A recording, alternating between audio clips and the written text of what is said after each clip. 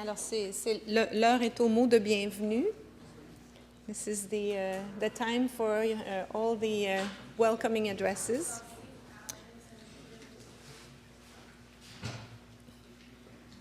My name is Marie-Josée Hamel, and I'm the director of the CERBAL. The CERBAL is the research center of OLBI, the Official Languages and Bilingualism Institute of the University of Ottawa.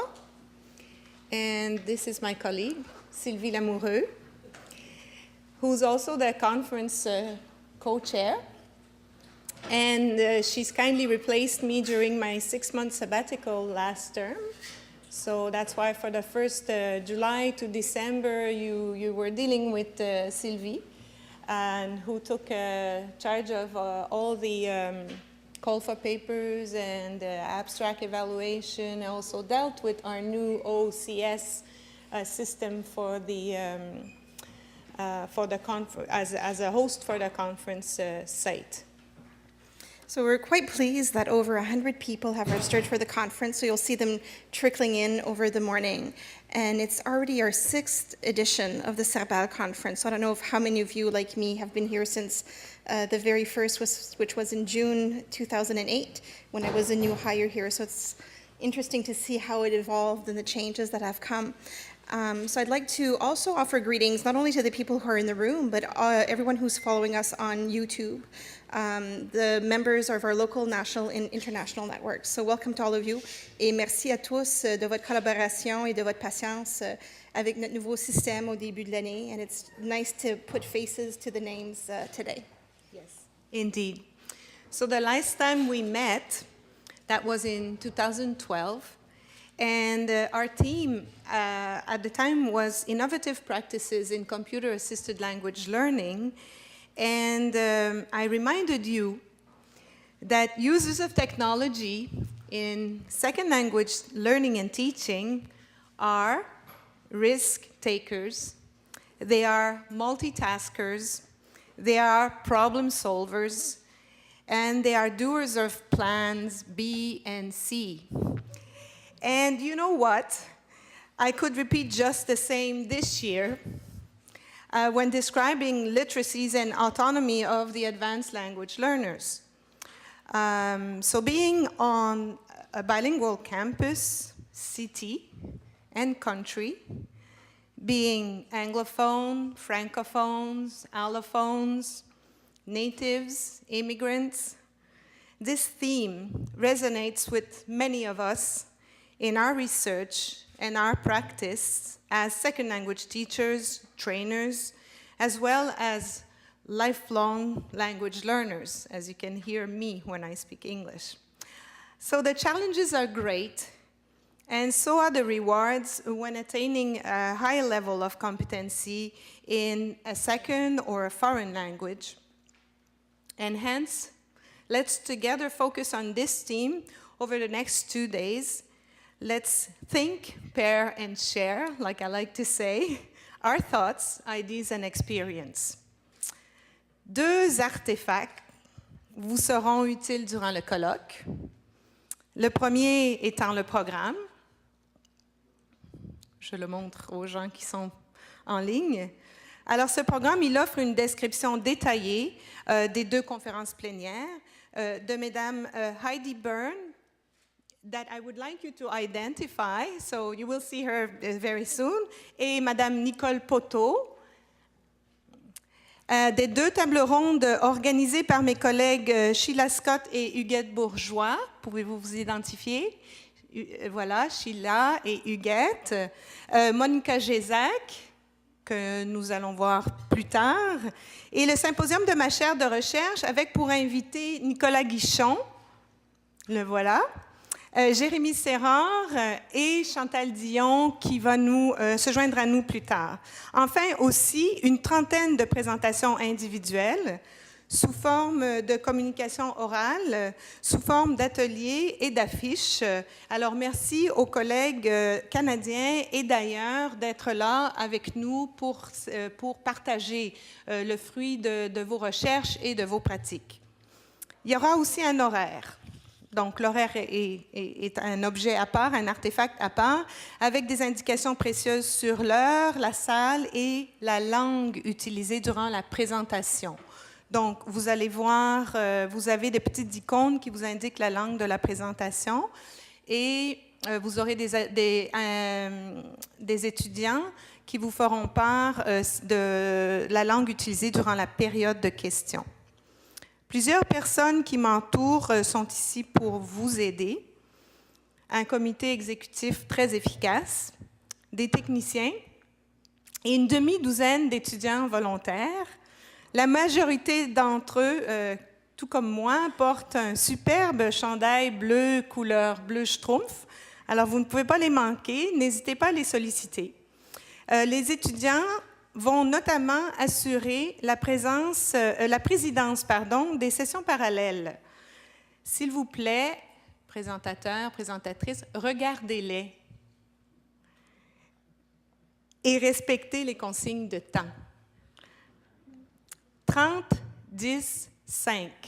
30 minutes pour discuter, 10 minutes de période de questions et 5 minutes pour assurer un battement entre les activités. Merci par avance. Grâce au système d'interprétation Whisper et 2 étudiants en interprétation chevronnée, alors vous en avez un là, Anton Emmanuel et Pascal qui est derrière, les présentations qui se déroulent dans cet auditorium vont être traduites vers l'anglais.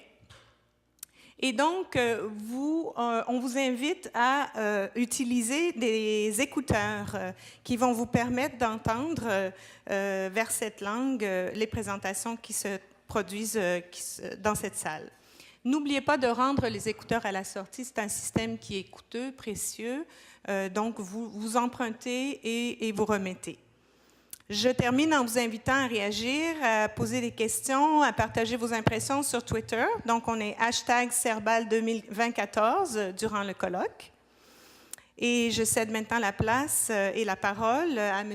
Richard Clément, directeur de l'ILOB et doyen associé de la Faculté des arts de l'Université d'Ottawa. Merci beaucoup et bon colloque à tous.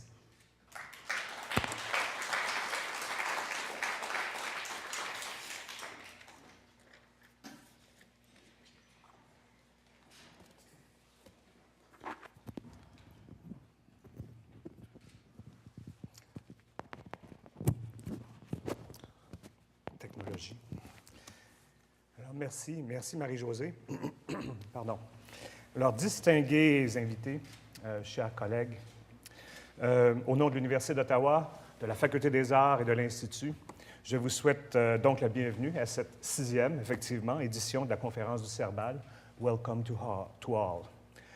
Comme vous le savez sans doute, l'ILOB a été créé en 2007 dans la continuité de ce qui avait été l'Institut des langues secondes.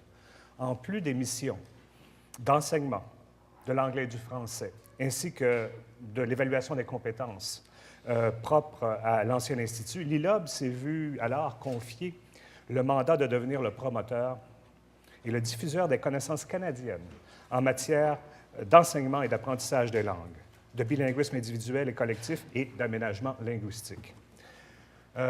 C'est un mandat de taille, vous comprendrez, et cette conférence-ci s'inscrit justement dans la foulée de ce mandat-là. C'est probablement une de nos activités principales, et je vais y revenir.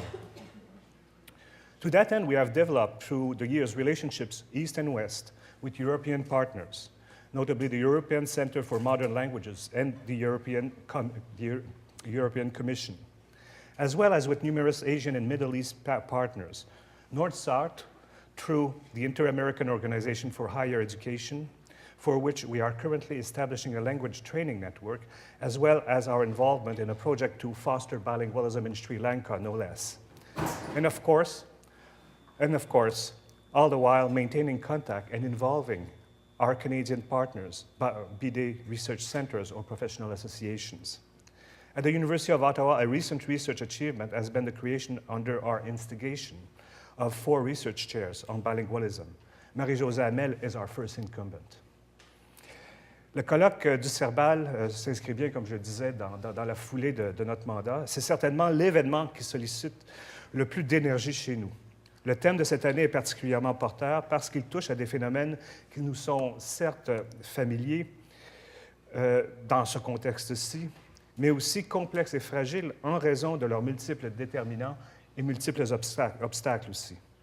Alors que je parcourais le programme, il me semble néanmoins que la problématique qui sera illustrée au cours des prochains jours tourne autour de la mesure dans laquelle des compétences linguistiques avancées satisfont les besoins psychologiques, et vous voyez ma propre formation ici, des besoins psychologiques fondamentaux, c'est-à-dire les besoins de compétences, les besoins d'autonomie et les besoins d'appartenance.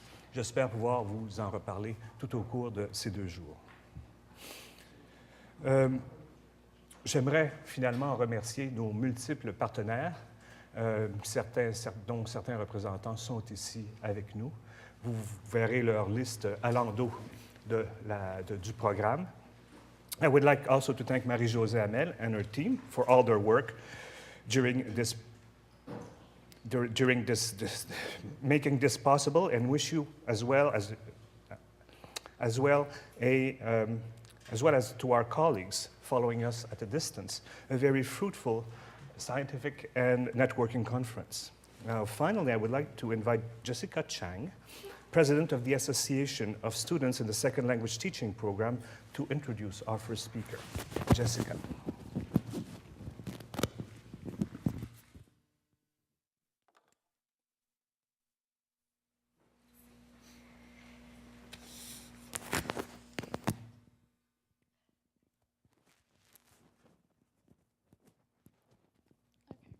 Hold it. As a student who has spent the past 4 years specializing in second language teaching, it's an absolute honor to introduce our first guest speaker today, whose works have greatly influenced my lesson planning and teaching philosophy. Originally from Germany, this speaker completed her bachelor's, master's, and PhD in the United States and is currently a professor at Georgetown University. Her background in German, modern languages, and linguistics has allowed her to expound upon a large range of issues related to second language teaching and learning, with a focus on the development of advanced literacy levels in a second language.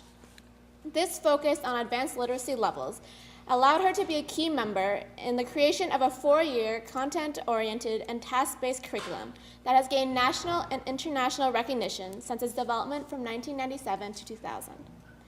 In addition, her research on reading and writing, curriculum and materials development, assessment of L2 abilities, and much more has been published in various journals such as the Modern Language Journal, Language Testing, Language Teaching, International Journal of Applied Linguistics, the German Quarterly, as well as some German journals that I'm too afraid to pronounce. Her research and background has led to her teaching various courses and workshops within the United States, as well as internationally, and she has presented at many professional conferences and symposiums as a keynote speaker. So now, without further ado, I would like to present our first plenary speaker, Ms. Heidi Burns.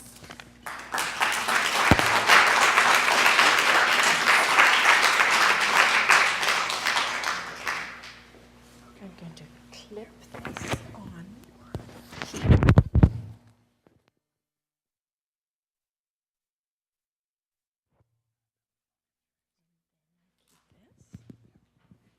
Or stick it right there.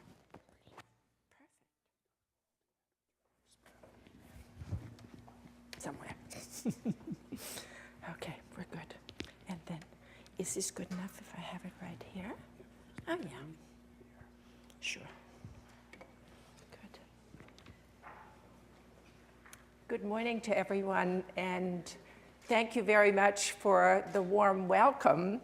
And I would like to begin by thanking the organizers of this conference, in particular Marie-Josée and her co-worker, that now I understand why different correspondences were taking place with Sylvie.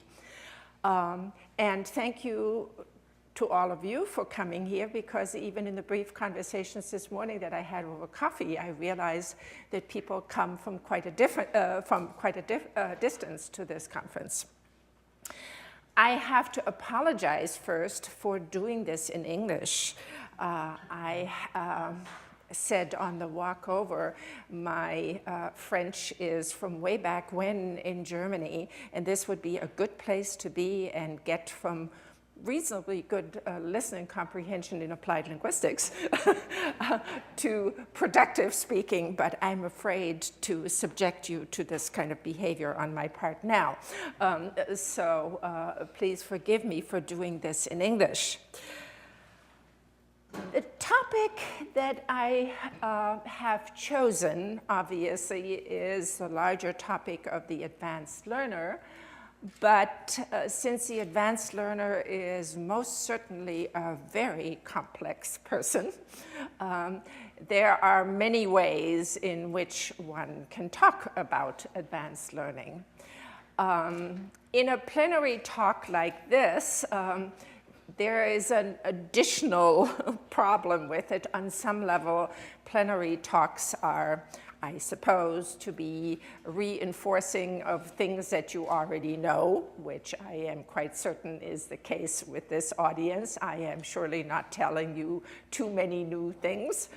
By the same token, I do believe that plenary talks are also intended to extend things a little bit. So I will try to do both, presumably reinforcing things that you already know, and perhaps adding a few perspectives here and there that might not be as well known and perhaps can lead to what I hope will also be possible at the end of this presentation, some back and forth in the audience, some questions, some comments, some complaints about what has just been said. So, let us begin. Some preliminary thoughts about how one might describe advancedness.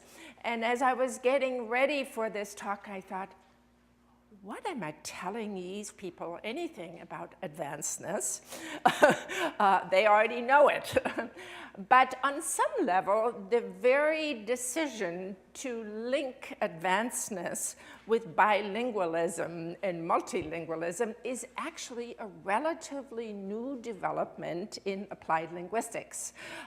We did not necessarily link it to bilingualism and multilingualism, so that in and of itself is a reshaping of the construct of advancedness that at this point of the discussion in the field, it seems to be the case that one really cannot sufficiently well talk about advancedness in a second language unless one links it to all sorts of constructs in multilingualism, bilingualism, whichever way you want to go. And as I was reflecting on this further, I couldn't help but being a little bit contrarian, so to speak. So I thought, okay, multilingualism, here we come from Germany, and we would say, I am talking to you about something that you already know, which in German you would say is Eulen nach Athen tragen. Now you think, okay, what's that? And here we are. This is an Eule, an owl. And this owl, as you can see, is being carried to Athens. And you say, okay, why is the owl being carried to Athens, and what does any of that mean? And you can see here is Athena, and if you look at her very carefully, she actually has on her helmet, this is the typical depiction in art of Athena, she has an owl, and actually my choice of the owl was exactly that one, because there's a significant resemblance between this barn owl and the helmet depiction of the owl. And then you see this owl one more time on the back of the drachma. This was the coin, of course, in Hellenistic times, where throughout the entire region of the Eastern Mediterranean, all the way going to India, this was the coin in the realm. So what does carrying owls to Athens mean? Athens, of course, was the commercial center. The back of the coin had an owl because the owl had been associated with Athena, because there were lots and lots and lots of owls roosting in the Parthenon. Just like in many other buildings, you have pigeons forever roosting everywhere. So the expression came to be, let's not carry owls to Athens. Let's not take wealth back into this wealthy city, where this expression, this phrase in German, of course, then means don't do something that is completely superfluous, which is sort of where I'm beginning to worry. Am I doing something that is completely superfluous? Am I carrying owls to Athens, where everybody already knows all of this? Now, if you don't like my owls being carried to Athens, let's try them in English. And what might that be? We might be taking coals to Newcastle, right? And you say, okay, coals to Newcastle. Here we are. I found this nice pile of coals, and here they are. And Newcastle on Tyne, I found this very nice 16th century depiction of the city, was one of the major centers in England for the mining of coal. And you see, here's a very nice shipping area. This same meaning one more time. It would make absolutely no sense whatsoever to take coals to Newcastle. They've got plenty themselves already, right? So one more time, the meaning being, this is a useless, superfluous enterprise. Now, to you, what would this look like if we did it in French? Thoughts? Well, I went to my trusting phraseology book. And the trusting phraseology book sometimes gets it right and sometimes gets it wrong. So we shall see. You can throw things at me. And the first thing I found was this. I thought, I like this. Okay. And then I thought, let's put some pretty pictures next to this. And here we have them, dancing at the Moulin Rouge. Or we could actually be even better than that. We could have our déjeuner sur l'herbe. Or we could even do that. Or if this gets too risque, the phrase book had another suggestion, and it said this. And we could do that, and it would be a little bit less provocative, and going to some cartoons, it might look like this, where we don't know which way we need to go. It could look like this. And finally, it could be the school teacher that said, please come in. My door is open, and now we're not going to do something superfluous. We're going to do something real, right? And let's hope we can do that. Okay.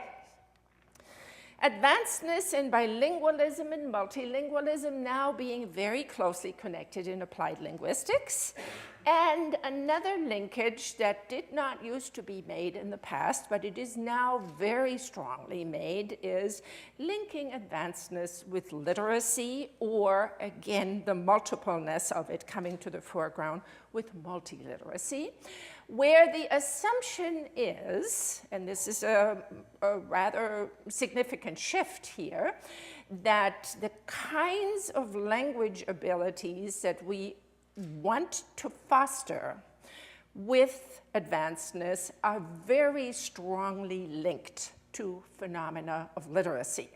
And what's interesting about that new linkage is that that seems to be true both for oral language and for literate language. So it's one more time a rethinking of the construct of advancedness. And the one I want to add on today, very deliberately, one that I don't see enough yet, but that I would like to put forward as one that is particularly rich in ways of thinking about advancedness, would be the whole notion of meaning making. Now you could say, what else is new, speaking of taking owls to Athens or coals to Newcastle? What have we been doing all along? If it wasn't that the entire enterprise is about meaning making, and I would certainly agree with you. By the same token, I don't think we have sufficiently theorized that. And so this is sort of where I want to take my time with you this morning and go a little bit beyond the entertainment value of an opening talk. What do I mean here? What I want to put into the center of the discussion is the whole notion of choice. Meaning making as being about choices being made. That's a significant shift, and I hope I can persuade you to agree with that kind of a statement. Choices are being made for meaning making and toward meaning making. There's a certain process approach to this, and we can think of it in several ways. We can, of course, begin to think of it, choice, as centrally focused on the learner, in which case we would foreground learner agency. We would then say, although this has been the case all along, with the advanced learner, perhaps a particularly interesting way of looking at advanced performance and at the advanced learner as a person would be in terms of choices being made, deliberate choices being made. The second one I would emphasize would be that these choices are situated. They are situated in contexts, and they're motivated by contexts. So learner agency situated in context would be another way of describing the advanced learner. The third one would be, and this is a little unusual perhaps, choices being made and conceptualized as we look at them as the path chosen as distinct from the path not chosen. We don't normally think of it that way, but I would like to spend a little bit of time doing that because I think it sheds light on a good number of things. And finally, I want to pitch choice as an investment of the self. And so taking those four things, we will look at them at a little bit more detail. So, choice as learner agency. What do I mean by that? If you look at the second language teaching and learning literature, you are completely familiar with the use, the trope of learner agency. But I would like to rethink that one a little bit here in conjunction with the advanced learner. We think of learner agency typically in terms of an individual learner internal set of abilities, skills, so to speak. And obviously, in communicative language teaching in particular, there's a lot to be said for taking that kind of an approach in order to encourage the learner to feel that he can, in fact, even do this. And in the American context, given the very fragile position of foreign language teaching, in contrast with a Canadian setting where I think this is much more embedded in the cultural environment, the pitch towards individual agency is actually an almost necessary one in order to be persuasive about the entire enterprise. Since, of course, by American ideology, the individual rules anyway, so you have sort of a progressivist stance here that foregrounds individual agency. And we then pitch very strongly in communicative language teaching conveying your own meaning if we're going to bring in meaning here. So in other words, you are the person that can say what he or she wishes to say. That makes a lot of sense, again. In communicative language teaching, and as you will note to some extent, I am contrasting the goals and the approaches of communicative language teaching to more advanced language teaching, and we may wish to discuss that. And finally, again, this is very American, but I think is dominant in many other places of the world by now, also because of the Anglophone dominance of much of what goes on in applied linguistic thinking, is the notion of personal creativity. You are the originator of creative thinking, so to speak, and therefore are the agent of meaning making. I don't think that's enough. So my next tableau here is, in fact, one to attenuate the purely individualistic notion of what goes on when we're talking about advancedness, and I will do that by saying, let's look at context, so that individual agency will now be reframed in terms of action in social context. Again, of course, this is always true in any communication, but typically in the more beginning levels of language teaching and learning, we don't foreground that. And it may be for good pedagogical reason that we don't foreground it. But since we are talking about more advanced learners, at the very least now, preferably earlier, but certainly now, we must foreground the fact that all of this takes place in a social context. That this context itself does not exist in and of itself, but is socially constructed, that it is not place in and of itself, that it is not time in and of itself, that it is not actors in themselves, but all of this is socially and culturally constructed. To some extent, that was the fallacy that occurred with some of the communicative language teaching, where you just took places and times and said, okay, communicate, would you? Rather than thinking of this entire context in and of itself already being socially constructed. We would then say that at the advanced level, we think of all of this as a linkage between oral and written texts to contexts, and then imagining the context on the basis of the oral and the written text.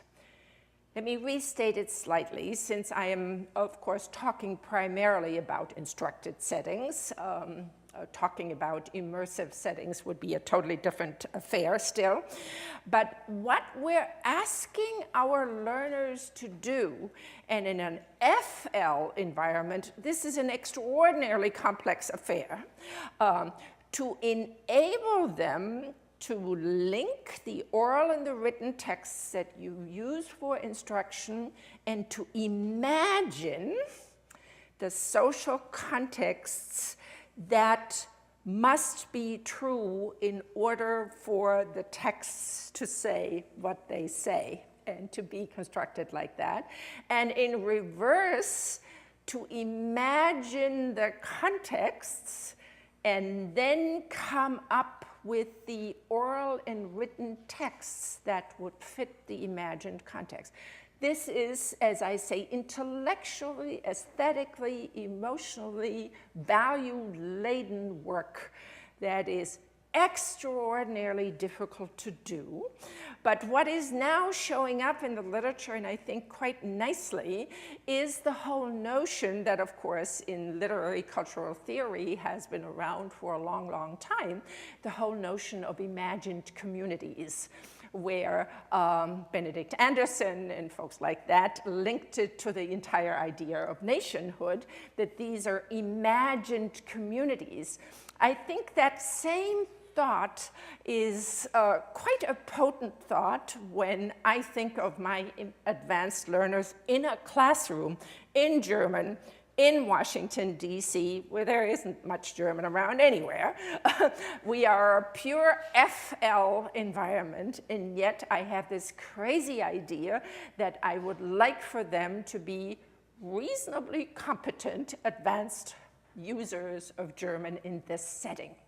The only way I know how to even theorize this, so to speak, would be to say we need to imagine through the oral and the written texts that I am using as I am teaching you this other community, and that this imagination in and of itself is the negotiation of what kinds of meanings actually occur in these texts. Okay, so here we are, imagined communities that are then not primarily personal reaction or belief or judgments. What I'm emphasizing here is that so much of what has gone on in teaching and learning would be one listens to an oral presentation, one watches something, one reads a text, and then come the famous, infamous 10 questions afterwards. And what do you think? And what's your reaction to it? And quite frankly, that's not the most important thing. Maybe later on, I want to know what you think. But before you ever get to that, your primary task, or actually my primary task as a teacher, is to entice you, to enable you to imagine what it's like on the other end for these things to be true in some fashion. The things that the oral and the written texts say must be true somewhere in a deep sense, in a deeply value-laden sense.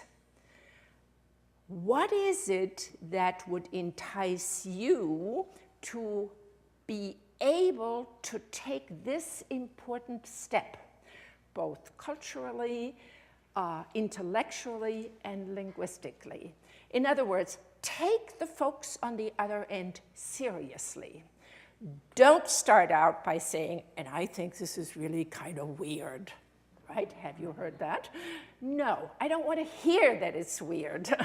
I want to hear first of what must it be like on the other end for this to make sense for certain people. And that's why multi-perspectival texts, of course, are absolutely critical, because different folks have different strokes, and we need to know that. We need to know that different components of the society have different ways of looking at these things, and it is your task, just like it is my task as an instructor, to find out what that looks like. And then, if all goes well, when we're done at the end, then you might start thinking about it as to how that strikes you. But that's not the most important thing, at least not initially. Okay? Making matters one step more complex. The path chosen as distinct from the path not chosen. What that would mean is, I think, a rather serious rethinking of how we approach language from a theoretical standpoint. We typically, in much of the discussion of grammar, much of the discussion of language teaching, we have foregrounded syntax. We have foregrounded the syntagmatic axis of chain, one thing following after another. The linearity of text, the linearity of speaking, in other words, syntax. Grammar to us has been syntax. That's actually not the most interesting way of looking at it, because coming back to the point of choice, it is the paradigmatic axis that is critical. Choosing one thing over another that could also have been chosen. because, not the ungrammatical ones, but there are many, many things that often could be said. Why are you choosing this one over the other one? Once more, this, of course, is something that could be done right from the beginning, but for obvious reasons, we don't emphasize it because the learners don't even have the resources. But at the very latest, in early advanced stages, we must make that shift.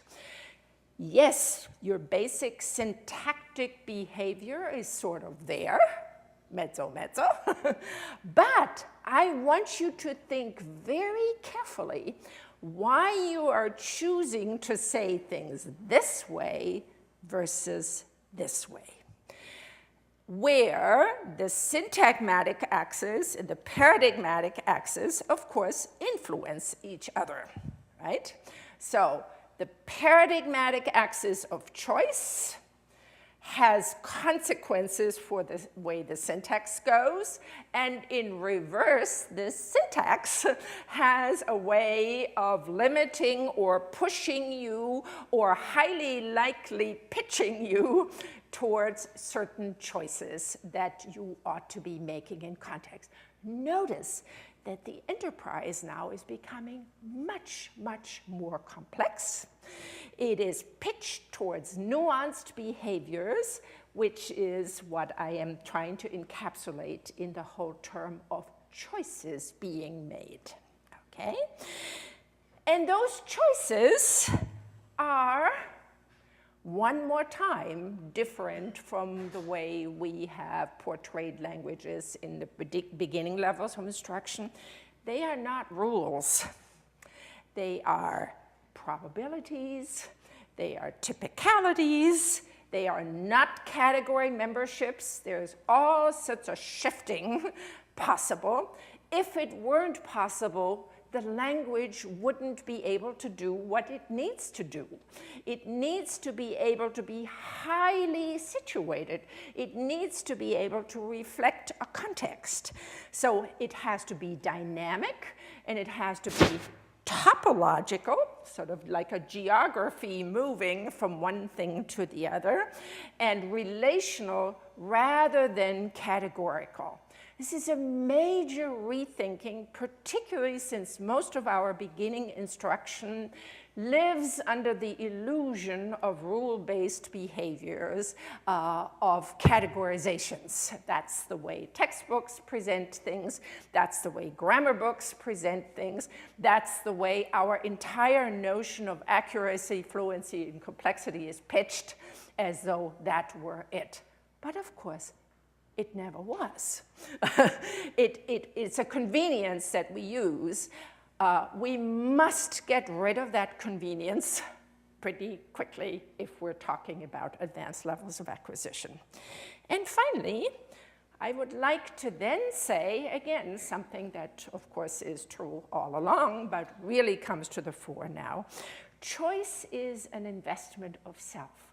You can't just say anything you want to.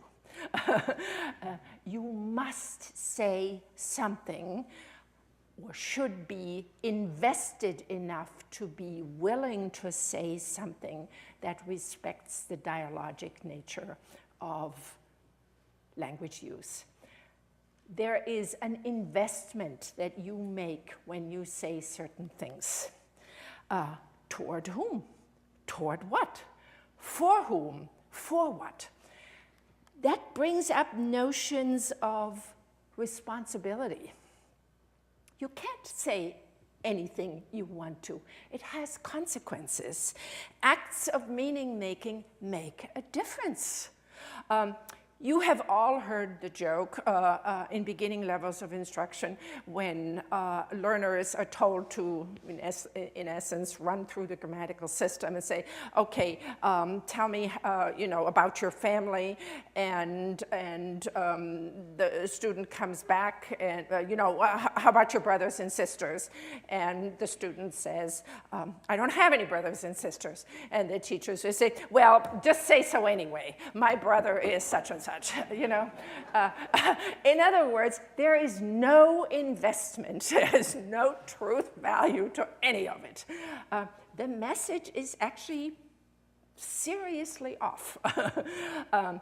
If language use is deep down about meaning making, then if you don't have any brothers and sisters, it's fine. It's not that I need you to conjugate brothers and sisters and put brothers and sisters into your sentence. So the whole notion of investment in what you're saying, I think, is absolutely critical, because particularly in our multilingual environment, there's a very, very deep ethical dimension to this entire enterprise. And we must make sure that our students, even in a relatively constricted environment of a foreign language classroom, are aware of the fact that you're in this, and you're in this as your whole person, rather than only as somebody that's mouthing something in a language. That's not what this is about. This is a serious affair.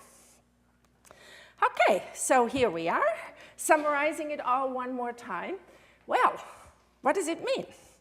It means in a foreign language classroom that we must provide opportunities, occasions, incentives, whichever way you want to phrase it, for meaning making. Now, once more, this sounds like, okay, what else is new? But if you look more closely at what goes on in so-called advanced courses, very often it does not measure up to this demand. The notion of an advanced grammar course to review things, to me, is pretty far away from what I would see as the need to provide opportunities and occasions for meaning making. So here is perhaps a somewhat provocative notion as to what our classrooms at the advanced levels need to look like. And I would like to look at that in terms of 3 dimensions.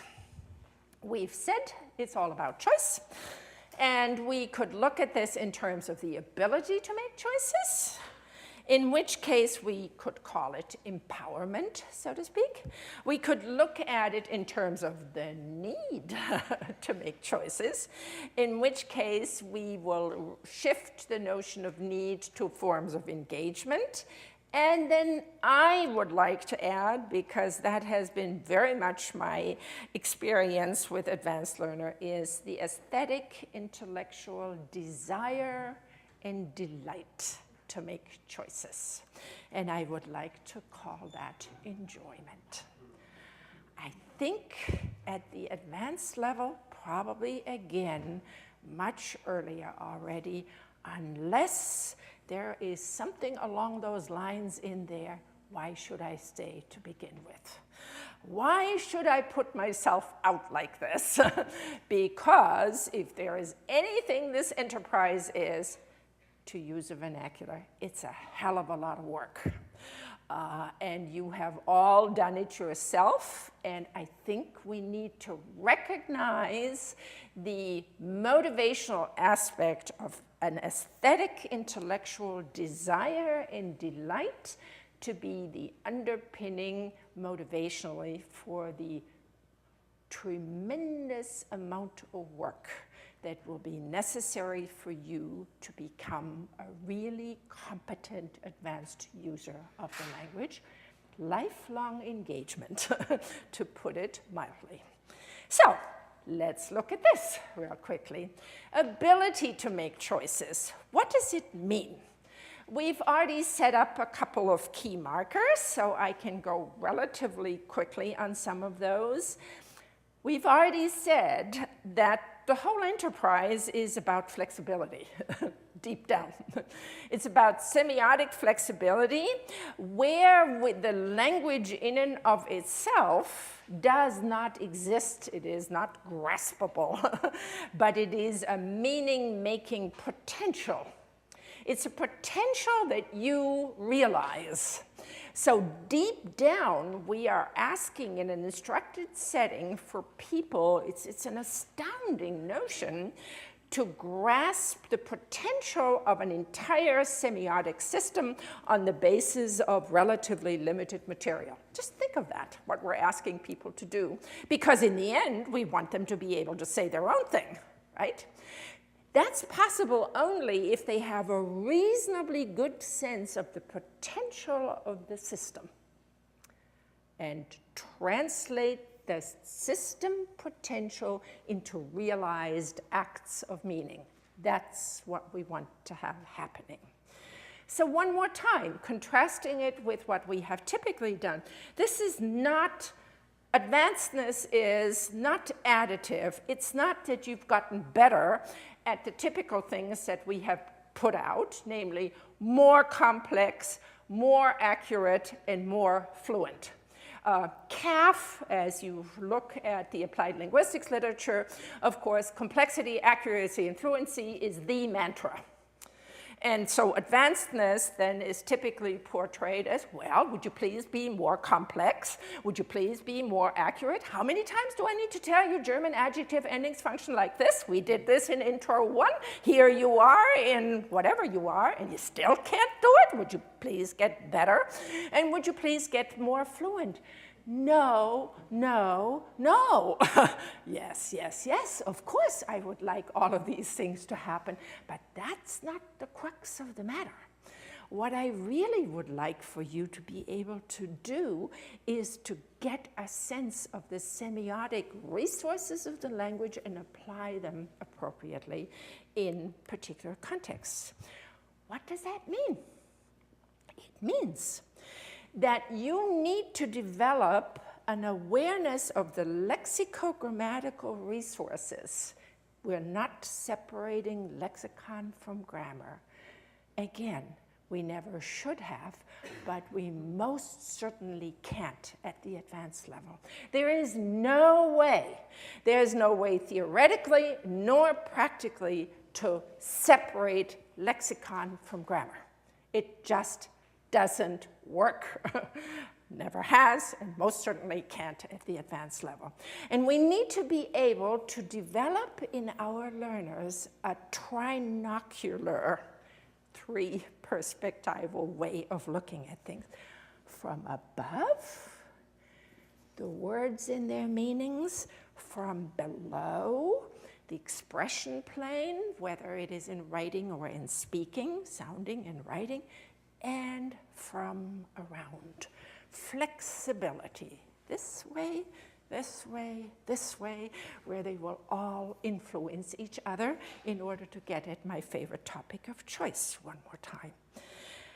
We need to be aware that it seems to be the case, and there's by now plenty of cross-linguistic evidence available for that. There are two basic forms of human semiosis, of meaning-making. Congruent, where we emphasize the flow of events, because events are not categorized in and of themselves beforehand. We actually do the categorization through the languages that we have. And non-congruent, synoptic. In other words, from the inside or from the outside. And one way of looking at it, as far as language systems are concerned, is the flow of events of everyday oral language typically, and emphasizing the thinginess of the world, as Halliday so nicely phrases it.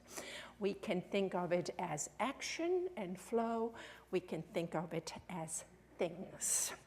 And the way it shows up in the languages that most of us teach would be particularly through nominalizations. And those have huge consequences across the entire system because it isn't just a matter of turning verbs into nouns, but it affects the entire textual coherence, foregrounding, backgrounding, theme, rime, hyperthemes. All of those things are directly linked to all of those matters. And underneath it is an understanding that in most cases we have not enabled our learners to get, namely that actually grammar, believe it or not, is the dynamic underneath what works. We tend to emphasize lexicon, and if you look at the SLA literature, you get a lot of talk about, well, yes, and of course your students will tell you, my vocabulary, you know, I need to know many, many more words. Well, of course you do.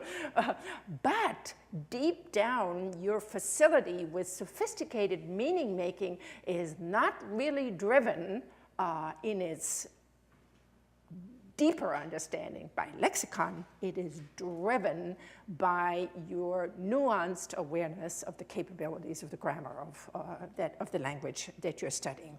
Lexicon can then be thought of as a most delicate grammar, and of course where we see it beautifully, coming back to my owls to Athens and my coals to Newcastle, is phraseology, which at the advanced level is this wonderful linkage between lexicon and grammar. It's not one or the other, it's both, right?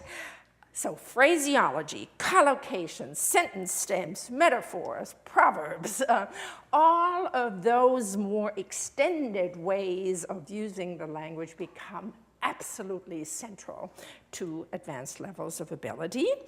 So I came up with this. You've all heard the terminology of languaging, which is now something that people like a lot.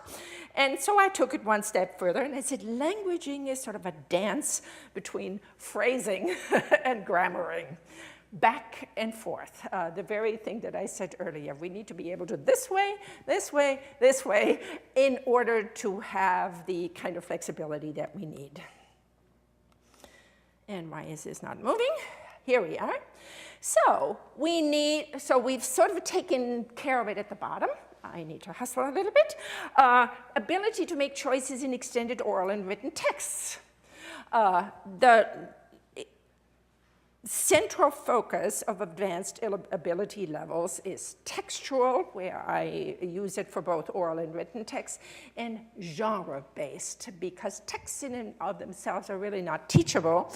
Genre, however, are, because they can be taught as having preferred lexicogrammatical resources, and we can then look at major genre families and push advanced learning in light of those genre families, where the most important ones obviously are narrative genre, explanatory genre, and expository genre.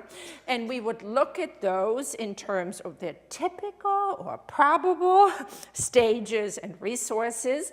And if we're going to make sure that our learners are broadly situated at the advanced level, then we would also look at endangered resources. In other words, if we only do certain genre, we're not teaching them other resources. We need to be aware of, if we teach this, we're endangering other things. So it's time for us to look more broadly. And I see a lot of that in curriculum work, where the same thing gets done over and over and over again. Where's the other stuff? Right? Okay. That gets us to a phrase that you've all heard from Dan Slobin's work, which I think is wonderfully apt. What we're trying to create is an ability to think for speaking, which is very different from thinking for writing, which is very different from thinking for listening, which is very different from thinking for reading. Yes, yes, yes, because the lexicogrammatical resources and your processing will be very different in each one of those areas. Okay, it's time for the need to make choices. And I would emphasize one more time that this is a relational need. This is not a rule-based, you need to do X. This is relational in the term of recognizing the other, where the ability to project out this way and this way. You need to be able to look out, and you need to be able to look in. taking the perspective of the other side, where we have all talked about the dialogicality of language as a social fact and responsibility. And one way to think about the push towards advanced learning that I like a lot from the curricular standpoint is that you move from the overt dialogicality of speech and of conversation to the covert dialogicality of writing, of literacy, and the inherent dialogicality of the entire language system. This would be one way of thinking of an entire curricular progression. In other words, dialogicality is everywhere. It is never just a single perspective. And when we have said conversation is dialogical, okay, we haven't said anything particularly unusual, but things get a little bit more interesting when you say writing is equally dialogical. But the dialogicality of writing requires you to have resources that instantiate that dialogicality in very different ways, because writing in and of itself is a monologic enterprise, but its semiotic capacity is dialogical. Wow.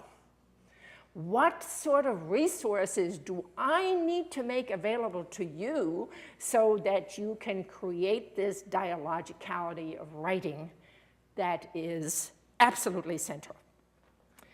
That means meta-awareness. And here we have another obstacle to overcome in SLA.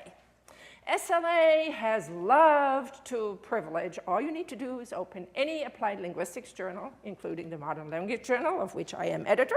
The implicitness. Implicitness is pitched over and over and over again. At the very latest, at the advanced level, it's over with implicitness. I need meta-awareness. I need you to be aware of the relationship between resources and meaning so that you can make intelligent choices. We have dichotomized form and meaning at the lower level, and we have said focus on form and focus on forms. We have sidelined teachers and teaching because, after all, you're not supposed to teach explicit grammar. Well, how about teaching explicitness for meaning? That would be an interesting shift. And teachers then need to have a totally different meta-awareness of language themselves in order to be able to teach explicitly for meaning rather than for grammar. Sophisticated meta-awareness, knowledge of language, both on the part of learners and teachers. We could take it one further. We could then say there's a certain discipline to this. And that discipline gets pitched particularly highly in the disciplines with a capital D. In other words, academic areas of inquiry or professional or institutional environments of using language. What are the centripetal and centrifugal forces, to use Bakhtin one more time, that either bring it together, consolidate it, or let it fly apart? It's both.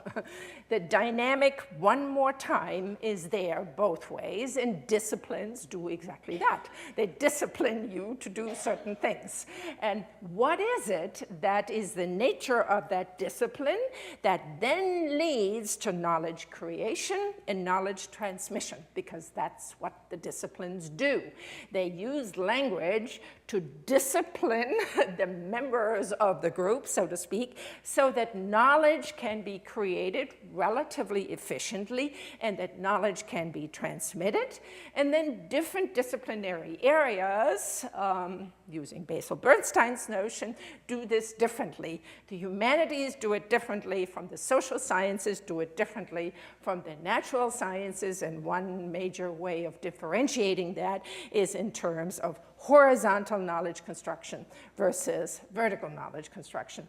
If you're teaching at the very advanced level for professional discourse, that kind of awareness of how a discipline creates its knowledge through language, to me, is absolutely critical. So, making and not being able to make or not making aware choices in times of globalization, mediation, commodification now, of course, complexifies matters even further. And we have such terms as stylizing, translanguaging, performing the self and the other. I won't spend time with that. What we arrive at, however, is what we all love to say and have typically not spent enough time with. There are ways of languaging, there are ways of knowing, ultimately ways of being through language. That doesn't happen overnight, and it also doesn't happen if we continue to have constructs and ways of thinking about language that don't allow for the possibility for this to even be brought to the awareness of our learners. And here we come to desire and delight, the multi-voicedness of the bilingual language user. This is where I think the delight comes in. There's heteroglossia in any language use, but of course it gets really, as one more time Bakhtin says, you can see I am a Bakhtin fan, an avid reader of this, it gets carnivalesque. If you read his Rabelais, it's a carnival that's going on, and that's where the fun is. It is not in the application of rules, it's the carnival that's where it's at. That reflects then identity and self. And the newest work on motivation, if you have looked at what Zoltán Byrne does along those lines, is a very different one than the psycholinguistically driven one, where what this is about is an imagination of an ideal self, an ought-to self, and current and possible future selves that are underneath the whole notion of motivation. Unless, coming back to my earlier comment, I find a way of tapping into your ideal and idealized self, why should you stick with this drudgery? There had better be some fun in there somewhere, okay? And what that will ultimately lead to is, since most of what we do happens to be quite synchronically oriented, it's time to find ways to, of course, again, it should have happened all along, but the emphasis really needs to be there now, synchronic and diachronic. Let's look at what this language has done all along, because many of the things that happened in its development leave traces in its synchronic environment. My coals to Newcastle were an example. Most people wouldn't know what the heck is going on in Newcastle, but there it was. This was an important industrial center, and unless you know that, then all of this becomes an empty phrase. And then we would affirm in these learners, and this is where it gets provocative because it pushes against norms. Affirming the right to use language multilingually is the next thing down the pike. The right to change the system, but alongside a responsibility to sustain it. One more time, a way of pitching the dynamic nature of language while at the same time making sure that any semiotic system can function only if there's a certain core of sharedness, or else it won't work in more than one sense of the world. The joy of being a multilingual advanced language user, I think, needs to be put to the foreground. There's got to be some fun in it somewhere. Concluding thoughts: empowerment, engagement, enjoyment. I am currently having more fun than you can imagine. The academic pleasures, with a student who's ready to graduate from Georgetown, who has given himself the name of Gabriel. He's wonderfully apropos to this conference. He's a double major in French and German, started out with French way back when, discovered German at Georgetown, started with Der, Die, and Das in his freshman year, and is absolutely off the charts. In both French and German, I am going to do a longitudinal study of him. I have gathered absolutely everything. I have all of his writing, all of his French writing.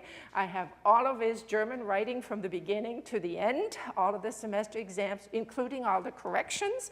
I am currently getting feedback from all faculty. I have aptitude testing for him. It's all over the map, everything. So this will be my fun for the next couple of years. And in the learner biography questionnaire that I gave him, I asked him, what pleasures, what attractions do you associate with the study of German? You can see this pleasure stuff has sort of been with me for a while. And here's his answer. Unedited, learning, and notice the thoughtfulness, or learning to force myself, with a smirk and a smile in his face, to become a more reflective user of language and of thoughts through language. Parenthetical comment. I think this is imposed to some extent by the grammar and the need to work within boundaries. What a smart way of having come to an understanding of what language does for thinking and being. Then he goes on immediately to freedom. Freedom to creatively frame and think through concepts by way of flexibility. And since we have pounded on them on noun formation, he mentions this in noun formation. Access to the cultural legacy of German-speaking people, possible economic gains way at the end, to be held for knowing German. But it's the first two that I find particularly insightful. So where are we? The advanced multilingual language user is a participant in the continued creation of languages as ever-expanding semiotic resources that are not owned, they're enacted. They're not owned. There is no such thing to own. That's why acquisition isn't the word anymore. But they're engaged with. They're not owned, but they're enjoyed. Where the enjoyment is both cognitive, intellectual, affective, it's individual and social, and it's a reflection of an awareness of the power of limits in the positive sense, of systems, of structures, and at the same time of the power of the liminal, which is the area of freedom. Thank you very much.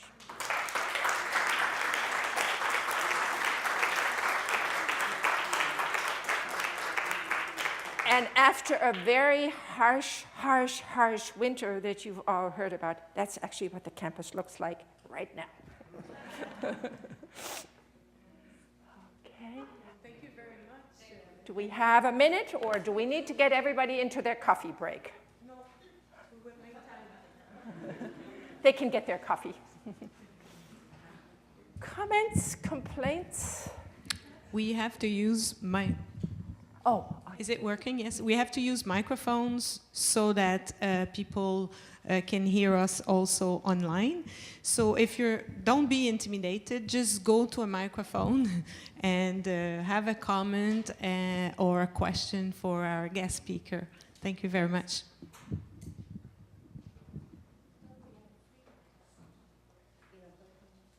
People can line up and we can be quite efficient about this.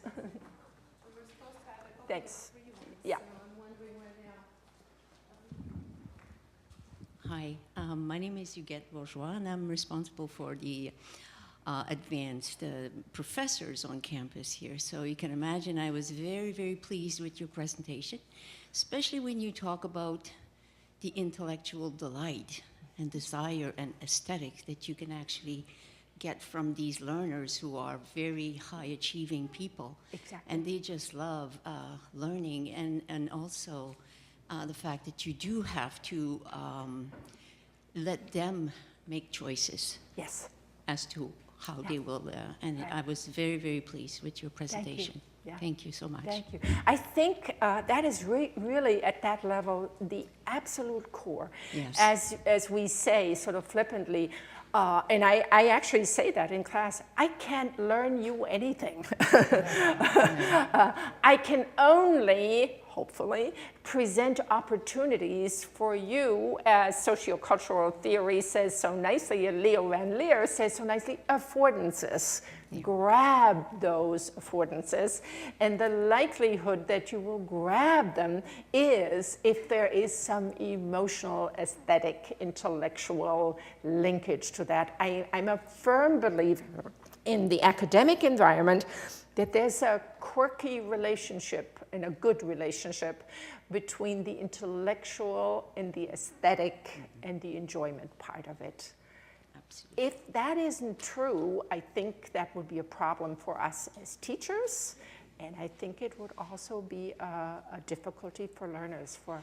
And I think that's where the gift is, that you give them the joy of learning, but you also have this wonderful joy of teaching. Yeah, Because it's, it So goes thanks around. for your comments. Yes, I agree with you completely. Yeah.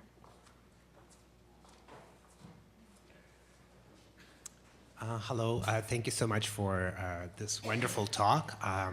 I teach ESL, English as a Second Language, and I teach advanced learners exclusively. And I have two questions. One is about pronunciation. You talked a lot about the lexical and grammatical resources and how they should never have been separated from each other, and I agree with you entirely. And I'm wondering why you decided not to mention pronunciation, and is that part of the lexico-grammatical resources, and how important it is for advanced users, because we all know that pronunciation, especially suprasegmentals, work on the grammatical level a lot. Absolutely. Plus, they open up space for emotions and many other things that advanced learners can do. Yes. So that's my first question. And the second question, it seems like in your talk, you made a point that when we're teaching advanced learners, we seem to be undoing a lot of damage that was I'm afraid done. very often that is the case. Right, Yeah. okay. So I'm just wondering. It shouldn't be that way, Yes. but I think in reality it is. Okay. Yeah, So that probably cancels my question, because for Yeah. me, the question would be, shouldn't we reconceptualize language learning generally rather than saying advanced language learners are different? Because you can definitely teach beginners that when they say something with wrong pragmatic choices, there will be consequences. Right. You're singing my theme song, which is exactly why we embarked on our complete curricular revamping. I said, if at this institution, in this program in German, we have this illusion of creating in this short period of time in a less commonly taught language, which is what German is in the US, pretty competent multilingual users of German, we need to rethink the entire curriculum. And as you know, in the US, and I think it's true in many countries, not just in the US, there's this complete break between the first 2 years of language instruction that is essentially communicatively oriented, and then come the content courses in literature, in language for specific purposes, blah, blah, blah. A complete chasm between the two. And I think it is that break, that chasm, that has actually created the glass ceiling that we have encountered in language acquisition. I'm a firm believer in the fact that instructed learners can do much, much more than we ever allowed for, precisely because we created this completely dichotomous environment between the grammar and rule-based approach in the first 4 semesters, that's a typical 3 or 2, shrinking all the time in the US, and then the content learning. We need to rethink that enterprise right from the beginning, which was exactly what we ended up doing by saying, out with the textbooks, out with all of this stuff. Let's rethink the entire enterprise and make it an integrated 4-year curriculum. And we couldn't be happier with it. And we couldn't be more pleased with the results, because these learners are, in fact, able to accomplish remarkable language acquisition in a relatively short period of time. Coming to your pronunciation question, I couldn't agree with you more, and that would actually exemplify the very point. Unless that is done right from the beginning, because it is the pronunciation, the suprasegmentals, the performativity of it that is actually the pragmatics already for the entire enterprise. It's not just the printed stuff. It is the use of language to foreground, to background, to pitch, to cajole, to enjoy, to make fun of, all of these things that is expressed through voice and performativity. And unless that is done in the beginning, they won't get it. And the pronunciation aspect, I say that to our graduate students that do, they teach throughout the program, but particularly at the beginning, you must be very attentive to the fact that it is your voicing, your projection of the whole thing that brings this enterprise to life. Coming back to Gabriel, and then I'll finish the answer. He happens to be a completely instructed learner of German who, as I am now finding out through all the aptitude testing I'm giving, even all the way to the high lab test of the government, cajole them into it, give me that test too. I need to have very sophisticated tools for this very sharp kid. Extraordinarily acoustically oriented. So an aptitude for rhythm.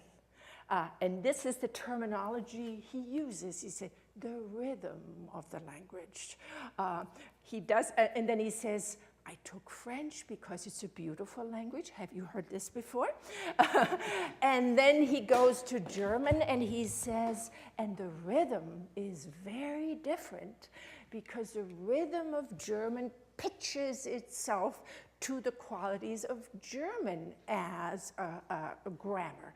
And that, to him, is picked up with all the antenna of somebody that listens. So there you have it. You are completely correct. Thank you. Yeah. And do we need them all to get their cup of coffee? I think we do. Yes, I need to move to a microphone Yes. to say once again, thank you very much for a very interesting, thoughtful presentation, and we will have discussions about complexity. I think that this concept has to be rethought in terms of paradigmatic choices rather than syntagmatic chains. And on that note, big round of applause. Thank you very much, and we'll go to coffee.